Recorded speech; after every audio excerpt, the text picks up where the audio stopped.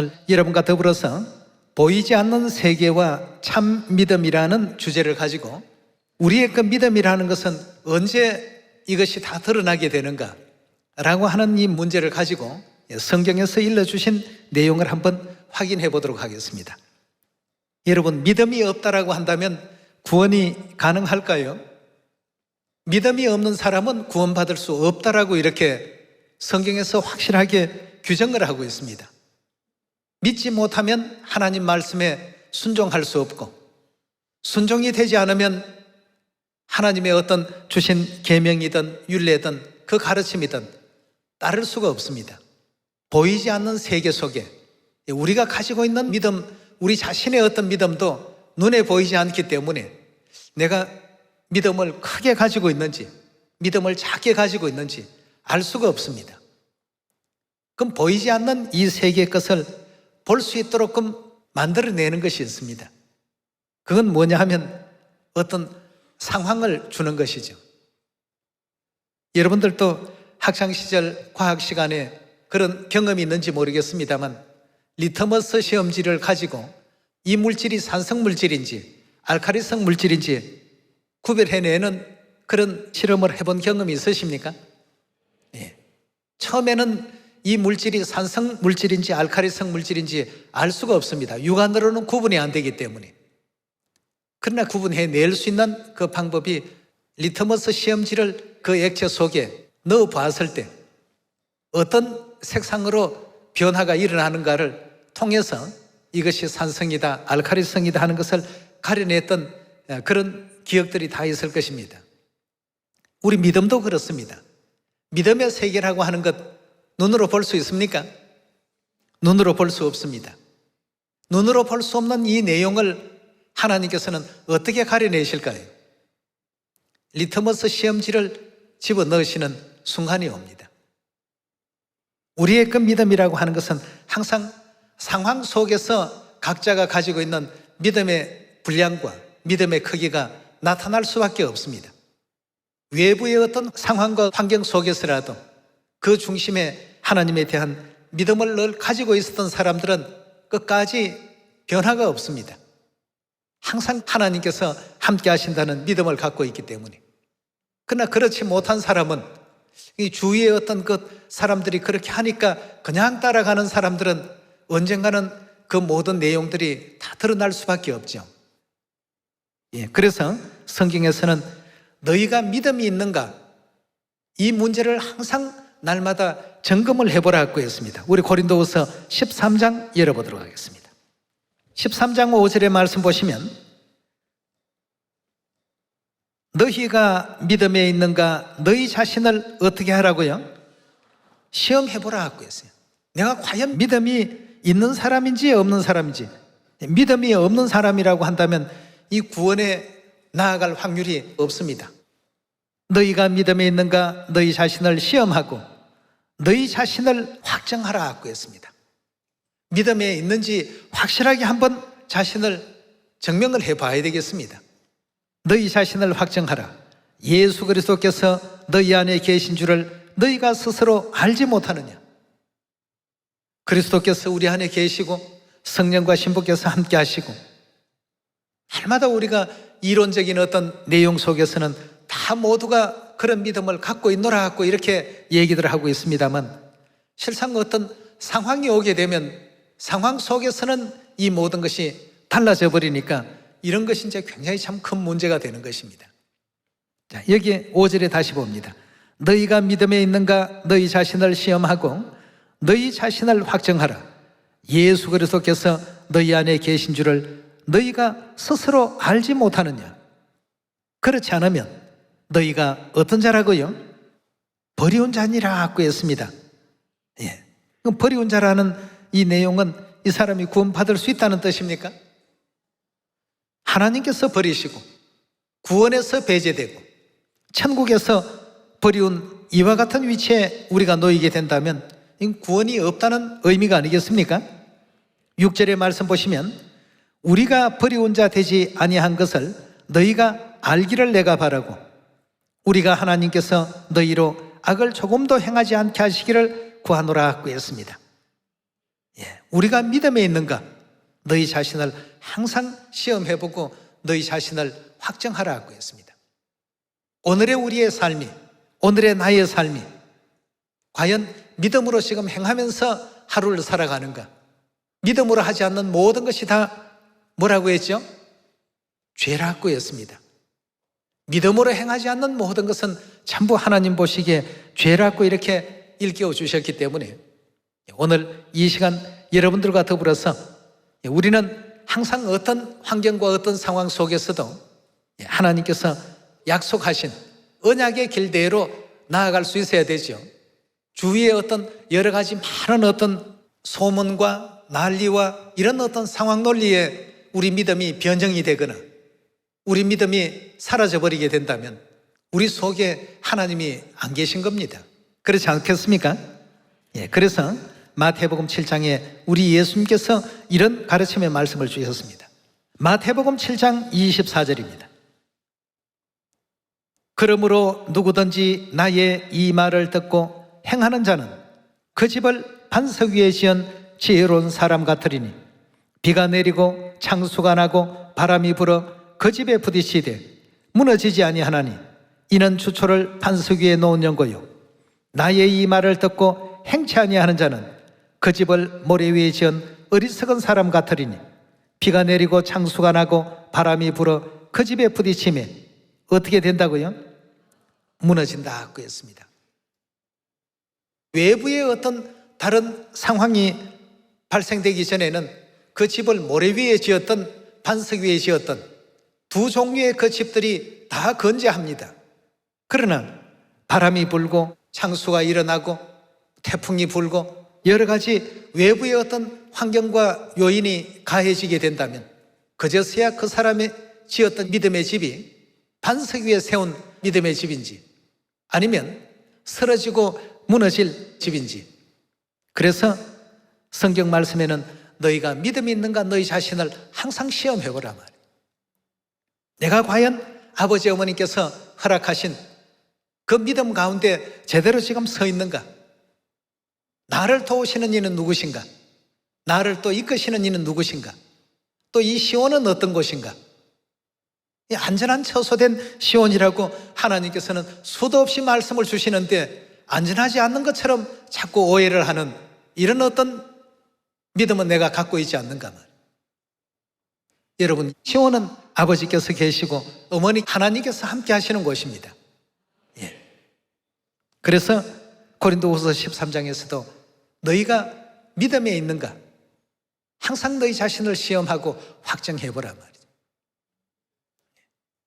여러분, 우리가 하나님에 대한 믿음을 갖지 않는다면 하나님 믿어야 될 이유가 없지 않습니까?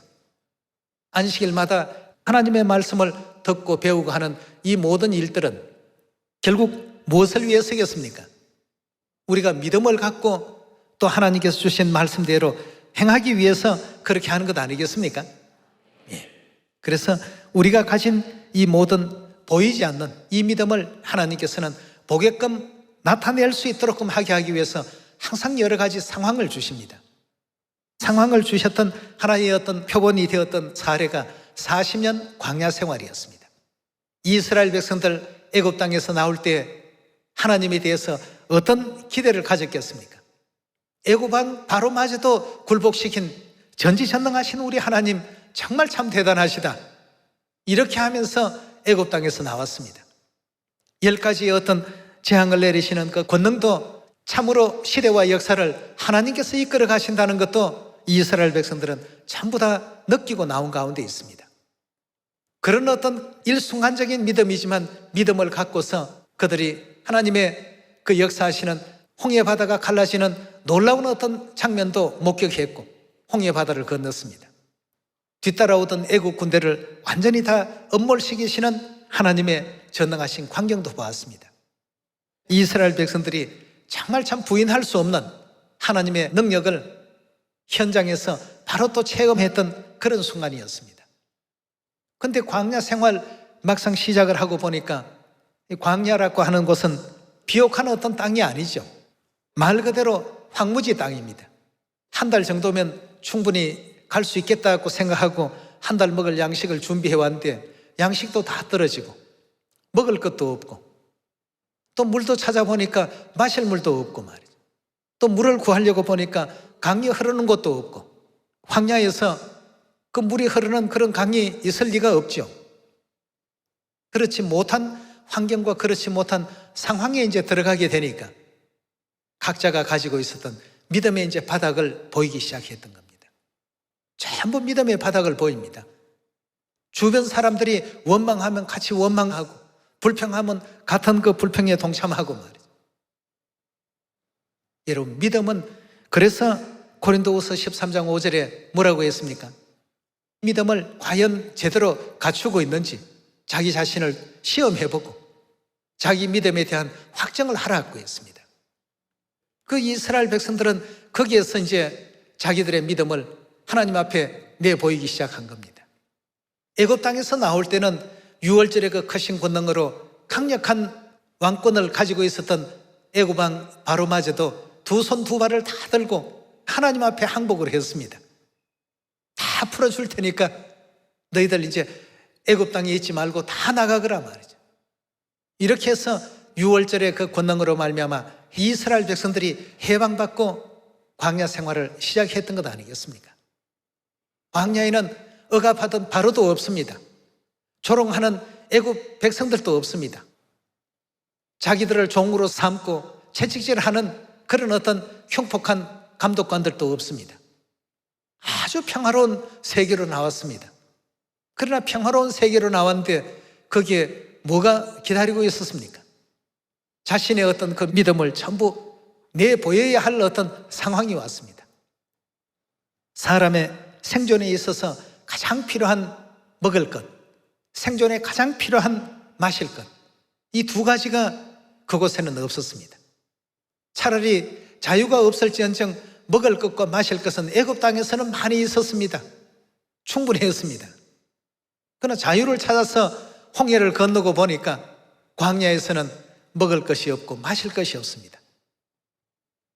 자, 이런 이제 상황이 딱 오니까 거기에서부터 하나님의 그 권능을 그렇게 수도 없이 많이 보았던 사람들이 정신이 돌아가고 생각이 바뀌게 되고 가지고 있었던 우리 하나님이 제일이다 이와 같은 그들의 그 신앙이 광야라는 어떤 그 환경 속에 들어가니까 전부 드러나기 시작했습니다. 그래서 하나님께서는 이 사람들은 믿음을 가진 사람들이 아니다. 믿음을 가졌더라면 결단코 그리하지는 않았을 것이다 말이죠. 광야의 어떤 생활은 오늘날 우리 시대에 우리가 걸어가야 될 우리 믿음의 어떤 그 세계를 반영시켜 주시고 보여주신 내용 아니겠습니까? 거울과 그림자로 전부 보여주신 내용이라고 이렇게 성경은 말하고 있습니다. 하나님께서 좀 더 백성들이 원망하지 않을 좋은 조건과 좋은 환경과 좋은 외부적인 어떤 여건들을 만들어 주셨더라면 더 좋았을 것을 자유는 있지만 당장 생존에 필요한 먹을 것과 마실 것이 없는 그런 환경 속에서 하나님을 다 잊어버렸습니다. 능력도 잊어버리고 권능도 잊어버리고 하나님의 약속도 잊어버리고 모든 것이 백지가 되어버렸습니다. 여러분, 신명기 8장의 말씀을 그냥 지나간 3,500년 전의 역사가 아니라 오늘 지금 내가 가지고 있는 이 믿음과 그들이 가지고 있었던 믿음이 어떤 차이가 있는지를 한번 비교를 해 보십시오. 신명기서 우리 8장 1절의 말씀 봅시다. 내가 오늘날 명하는 모든 명령을 너희는 지켜 행하라. 그리하면 너희가 살고 번성하고 여호와께서 너희의 열조에게 맹세하신 땅에 들어가 그것을 얻으리라. 내 하나님 여호와께서 이 40년 동안에 너로 광야의 길을 걷게 하신 것을 어떻게 하라고 했죠? 이 광야 생활은 우리가 꼭 날마다 기억하고 있어야 됩니다. 이스라엘 백성들, 그 당시의 백성들에게만 주신 말씀이 아닙니다. 너희에게 전하는 이 모든 말들은 모든 사람들에게 다 하는 말이라고 예수님께서 친히 말씀하지 않았습니까? 이스라엘이라는 한 표본을 통해서 전 세계인들에게 하나님의 그 뜻을 알리고 계시는 장면 아니겠습니까? 그럼 전 세계 모든 사람들에게 하나님께서는 뭘 주문하고 계시죠? 40년 광야의 이 생활을 우리 신앙을 하는 우리 모두는 반드시 어떻게 해요? 날마다 기억하면서 내 믿음과 그들의 믿음을 같이 한번 대조해 보시고 점검해 보면서 살아가는 우리가 되어야 되겠습니다. 2절의 말씀 다시 보시면 내 하나님 여호와께서 이 40년 동안에 너로 광야의 길을 걷게 하신 것을 기억하라. 이는 너를 낮추시며 너를 어떻게 하셨다고요? 시험해 보셨다 하고 계세요. 뭘 시험했습니까? 뭘 시험했을까요 과연? 이스라엘 백성들, 즉 오늘날 우리 시대 믿음의 광야길을 걷고 있는 우리의 모든 믿음을 지금 하나님께서 저울질해 보시고 시험해 보고 계시는 것입니다. 이는 너를 낮추시고 너를 시험하사 내 마음이 어떠한지 그 명령을 지키는지 아니 지키는지 알려 하심이라 하고 했습니다. 그것을 아시고자 외부의 환경을 하나님께서는 여러 환경을 만드셨습니다. 3절입니다. 너를 어떻게 하셨다고요? 낮추게도 하시고 또 어떻게 했다고요? 너를 줄이게도 해보시고 외부의 환경을 이렇게 만들어 보니까 그들이 모래 위에 믿음의 집을 세웠는지 반석 위에 믿음의 집을 세웠는지 금방금방 드러납니다. 환경을 한번 만들어 주시니까 굉장히 참 중요한 말씀입니다. 광야 40년 이 길은 우리가 꼭 기억을 해 두셔야 되겠습니다. 너를 낮추시고 너를 줄이게 하시고 너도 알지 못하며 내 열조도 알지 못하던 만나를 내게 먹이신 것은 사람이 떡으로만 사는 것이 아니요 여호와의 입에서 나오는 모든 말씀으로 사는 줄로 너희로 알게 하려 하심이라. 이 40년 동안에 내 의복이 헤어지지 아니하였고 내 발이 부러지지 아니하였나니라. 너는 사람이 그 아들을 징계함같이 내 하나님 여호와께서 너를 징계하시는 줄 마음에 생각하고 내 하나님 여호와의 명령을 지켜 그 도를 행하며 그를 경유할지니라 하고 했습니다. 그렇게 되면 결국 어떻게 됩니까?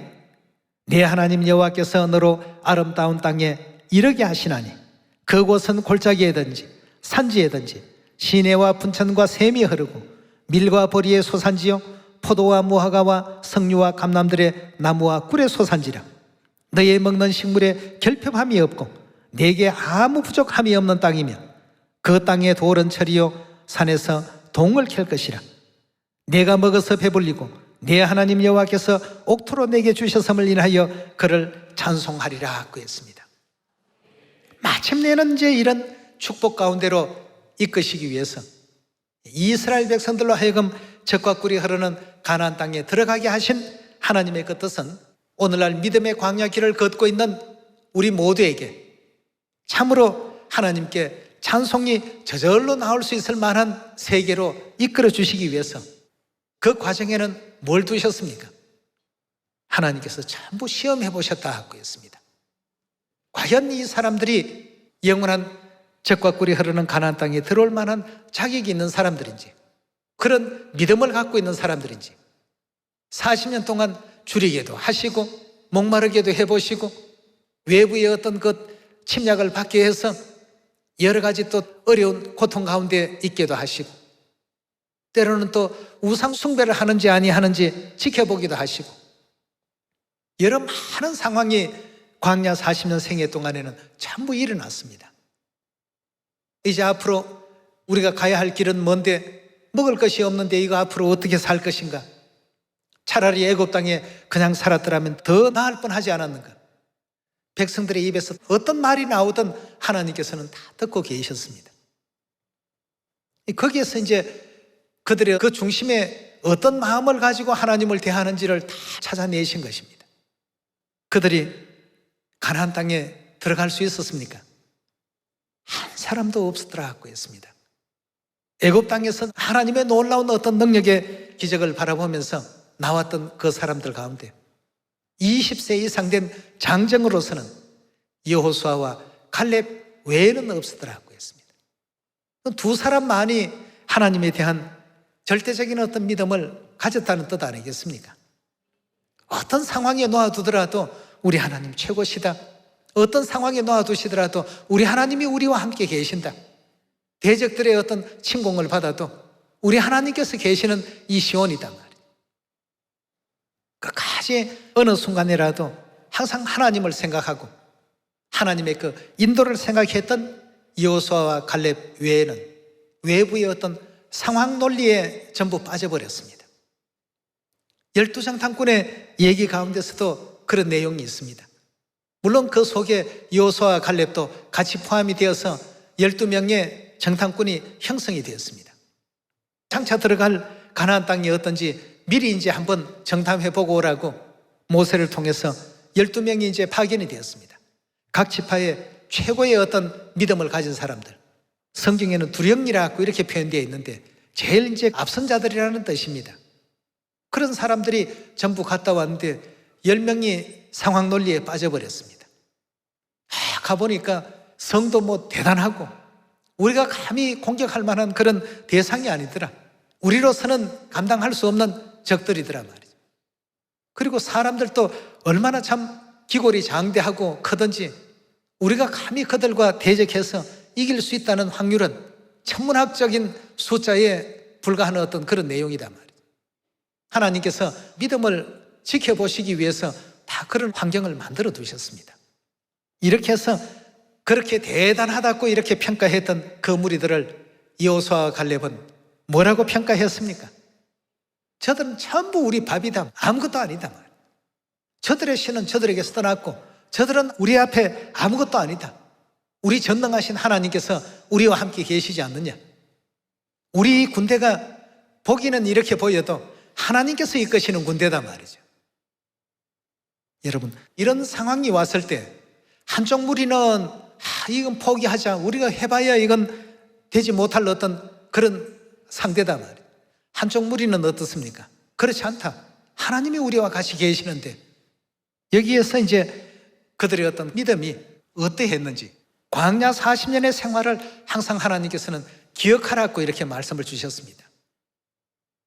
이 교훈을 절대 잊어버리지 않는 여러분과 제가 꼭 되셔서 어떤 환경 속에서라도 잠잠히 우리를 사랑하시고 인도하시는 하나님의 그 인도를 받아서 영원한 천국까지 이룰 수 있는 우리가 되어야 됩니다. 많은 사람들이 다른 어떤 외부 환경에서 두려워 떨지라도 그들에게 오히려 더 많은 어떤 위로와 격려와 믿음을 전해줄 수 있는 자녀들이 다 되셔야 되지 않겠습니까? 히브리서 11장 1절의 말씀 보도록 하겠습니다. 믿음은 바라는 것들의 실상이요 보지 못하는 것들의 증거니 선진들이 이로써 증거를 얻었나니라. 믿음으로 모든 세계가 하나님의 말씀으로 지어진 줄을 우리가 아나니 보이는 것은 나타난 것으로 말미암아 된 것이 아니라 믿음으로 아벨은 가인보다 더 나은 제사를 하나님께 드림으로 의로운 자라 하는 증거를 얻었으니 하나님이 그 예물에 대하여 증거하심이라. 저가 죽었으나 그 믿음으로 오히려 말하느니라. 믿음으로 에녹은 죽음을 보지 않고 옮겨왔으니 하나님이 저를 옮기심으로 다시 보이지 아니하니라. 저를 옮기기 전에 하나님을 기쁘시게 하는 자라 하는 증거를 받았느니라. 믿음이 없이는 어떻게 한다고 했습니까? 기쁘시게 못하나니 하나님께 나아가는 자는 반드시 그가 계신 것과 또한 그가 자기를 찾는 자들에게 상 주시는 이심을 믿어야 할지니라 했습니다. 우리는 평화시에는 열심히 기도도 잘하고 예배 참석도 잘하고 모든 것이 다 은혜롭게 그렇게 이루어집니다만 그 어떤 상황이 오게 되면 세상 상황에 빠진다는 것은 하나님을 잊어버렸다는 뜻이죠. 12명의 정탐꾼 가운데 여호수아와 갈렙은 하나님을 잃지 않았습니다. 항상 하나님과 동행하고 하나님 참 가보니까 사실 그 여리고 성과 거기에 거하는 백성들이 전부 거인 종족이고 그 성 자체만 하더라도 어마어마한 그런 성인 것만은 틀림이 없었습니다. 그러나 이보다 더한 애굽 나라도 하나님 앞에 다 굴복하게 하신 그 권능의 하나님이시고 온 우주와 만물을 다 창조한 이도 하나님이신데 우주의 모래알갱이보다도 더 적은 이 지구촌 안에 일어나는 이런 일 정도는 하나님께서 아무것도 아닌 것 같이 다 행하실 줄을 우리가 믿습니다. 저들은 우리 밥입니다. 하나님이 안 계신 우리라고 한다면 저들이 정말 대단한 어떤 상대 역할을 할지 모르지만 하나님이 계신 우리에게 있어서 저들은 우리의 밥에 불과한 것입니다. 이렇게 이제 하나님을 잃지 않는 믿음을 가졌기 때문에 여호수아와 갈렙은 반드시 가나안 땅에 들어가도록 하겠다고 하나님께서 약속을 했습니다. 예수님께서도 초림 당시에 이 땅에 육체를 쓰고 오셨을 때 많은 어떤 그 질병 환자들이 예수님을 찾아왔습니다. 그럴 때마다 예수님께서는 뭐라고 말씀을 주셨습니까? 두 소경에게는 내 믿음대로 되라고 하시고 또 내 믿음이 너를 구원하였다. 여러분, 이 믿음이라는 것 우리 절대 쉽게 생각하시면 안 됩니다. 여러분들과 제가 가야 될 영원한 그 천국입니다. 그곳까지 가기까지에는 여러 가지 많은 상황이 우리를 시험해보고 우리의 믿음을 저울질해 볼 것입니다. 그때마다 여호수아와 갈렙을 생각합시다. 하나님을 생각합시다. 네. 그래서 광야의 길을 절대 잊어버리지 말고 이 상황을 꼭 기억해야만 우리는 영원한 천국 가나안까지 나아갈 수 있습니다. 과연 어떤 때 우리 믿음이 진실로 드러나게 될까? 상황이 올 때 드러납니다. 예전에도 한번 여러분들에게 그런 예화의 말씀을 드린 적이 있습니다. 어떤 작은 연못이 있었습니다. 한겨울이 되어서 그 연못이 다 깡깡 얼었습니다. 그 얼음판 위에는 돌멩이도 있고 나무 조각도 있고 낙엽도 떨어져 있었습니다. 곳곳에 또 작은 쇠붙이도 몇 개씩 이렇게 있었습니다. 근데 이것이 어떤 상황이 되면 과연 어느 물질이 물에 떠는 물질인지 어느 물질이 물에 가라앉는 물질인지 금방 그냥 봐서는 알 수가 없습니다. 다 얼음 위에 그냥 있으니까. 그러나 기온이 많이 올라가서 얼음이 녹는 어떤 계절이 오게 되면 자기 본래의 어떤 그 모습을 드러내기 시작합니다.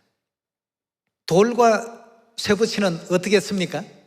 물속으로 가라앉을 것이고 낙엽과 나무 토막은 어떻습니까? 물 위에 뜰 것입니다. 이런 어떤 이치처럼 보이지 않는 이 세계의 것은 상황이 오게 될 것 같으면 다 자신의 정체를 드러낼 수밖에 없습니다. 오늘 이 시간 여러분과 저에게 있어서도 하나님께서는 믿음을 가지기를 원하십니다. 오늘 저와 여러분들 하나님께서도 기뻐하시는 그러한 큰 믿음을 가지고 우리 하나님께서 이 시온에 거하고 계시고 영원한 천국까지 인도해 가실 우리 아버지시고 어머니시다는 이 믿음을 잃지 않는 여러분이 꼭 되시길 부탁드리면서 오늘 말씀 마치도록 하겠습니다. 감사합니다.